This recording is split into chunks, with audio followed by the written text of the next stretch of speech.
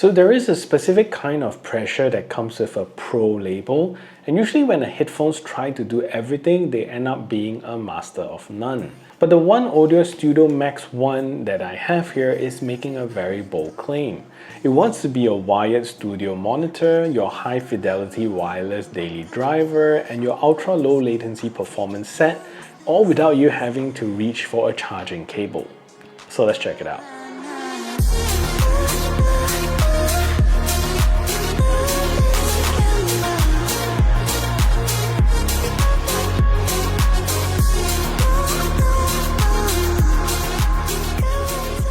So the moment you pick this up, the first thing that you notice is the build quality. And it definitely does speak because this is still lightweight, but you can feel the reinforcement of the metal headband up here, giving a very rigid feel that cheaper plastic sets just cannot match. The extra thick protein leather cushion here have this immediate plush feeling against your ears, and these are not just for a quick 20-minute commute, and they are built for the long haul because the 180-degree rotatable ear cups are designed directly not to the DJ booth, so you can use it like that. It's designed to allow you to flip the cup effortlessly for monitoring without feeling like you are going to snap the hinge. And this thing is super flexible and very easy to use. Overall, this feels like a tool, but it also looks refined enough for using it as your daily driver. However, for a pro model headphones, the packaging leaves a little bit to be desired because you don't get a hard shell case here. Instead, it comes with a simple drawstring bag.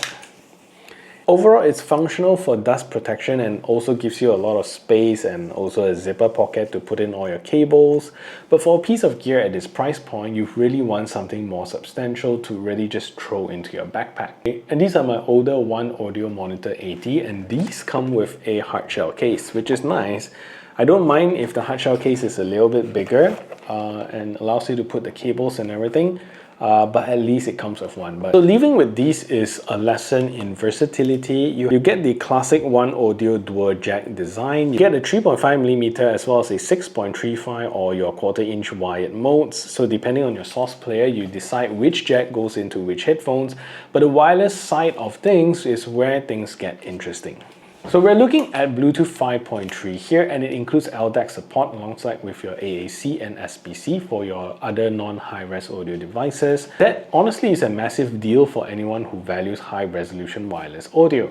And you are getting that near lossless quality without being tethered to a desk. Whether you are plugging it into a mixer or syncing it to your phone, the transition is pretty much seamless and invisible. So now let's talk about the battery, because this is where my daily routine actually changed. They claim 120 hours on Bluetooth, and usually I take those numbers with a grain of salt. But I've been using these for over a week, a couple of hours a day, and I haven't plugged them in once. It's a strange feeling to really just stop checking about the battery percentage on your phone. And even when I spent a whole weekend testing that power-hungry 20 milliseconds low latency mode, using this dongle by the way that they gave, the headphones just kept going. And I have to mention the feature that I love the most, and I realized I was low on battery right before heading out, and I threw it onto a charger for literally 5 minutes while I grabbed my keys, my wallets, and they've lasted me for another good 5 hours, and it effectively removes battery anxiety from your life. When I switch over to the low latency mode for some video editing and gaming, that's where the Rapid Wheel Plus technology really clicked for me. Usually with any Bluetooth device, there's this tiny annoying disconnect between seeing a drum hit and hearing it. And if you're editing a video, especially with Bluetooth headphones, you're gonna know the frustration here. Because what you get here is instant, and it's 20 milliseconds of pure sync.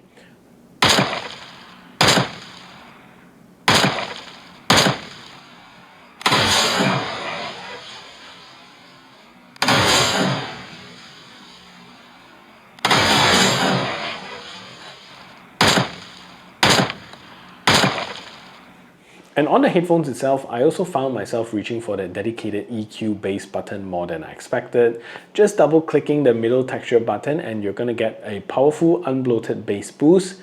It just feels like the music grew in scale. When I was tired and needed kind of the extra energy to push through, clicking that button gave me that physical thumb that really kept me focused. So the real soul of these headphones though is in the 50mm PET drivers.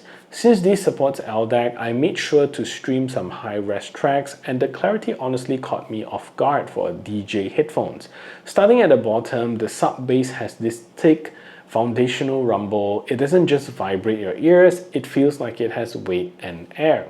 When you've got that EQ mode on, the mid-bass gets incredibly punchy, and I was listening to some house tracks and the kick drums were fast and tight with no lingering muddiness, just a clean, solid impact. What really took me by surprise was the mid-range, and vocals felt very intimate, like the singer was standing right there, and I could hear the tiny details, the slight intake of breath before a verse, the grit in a low register. It's a very clean separation, and the instruments aren't fighting for space. Note that when you have the bass mode turned on, it kind of slightly muffles out the mids a little bit, and in non-bass mode, it opens up that vocals extensively. On the high end, it's crisp but never fatiguing. Sometimes pro gear can be so sharp that it hurts, but the PET material here definitely gives the treble a snappy, natural response. Cymbals have a nice shimmer and acoustic guitars have that bright zip to them, but it never really crosses the line into being ear-piercing. And even though these are closed-back headphones, the soundstage definitely feels surprisingly wide, and I didn't feel like the music was trapped in my head. It felt like I was in the room with it. The imaging is so precise that I could actually track instruments panning from left to right with total accuracy. It's a fun signature for just enjoying your daily music, but I'm personally not a professional DJ, so I'm honestly trusting that these are good for professional mixes as well. So this is a test to see if the OneOdio Studio Max 1 is a good headphones for making phone calls. So this is speaking in relatively quiet environment, and this is the call quality that you can expect. So what I'm going to do now is to turn on a simulated background noise so you can hear a difference.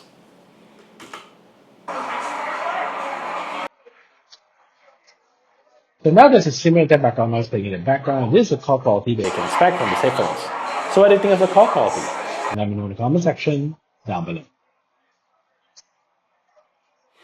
So one thing to watch out for is that these headphones are really loud, and I rarely had to go past 50 or 60% volume, and even when I pushed them higher just to see where the limit was, the sound stayed really clean, there's no crackling or no distortion, and because those protein leather pads seal so well, I didn't have to crank the volume just to drown out the whirl. So the passive isolation here does some of the work for you already. After living with the OneOdio Studio Max 1, they feel like a greatest hits collection of everything I actually want in a pair of headphones.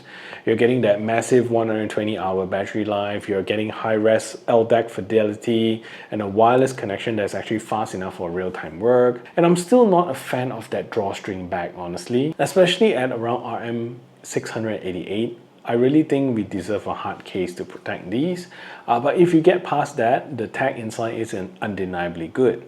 If you want one pair of headphones to handle all your studio sessions, your gaming, and your daily commute without breaking a sweat, then this is definitely the one.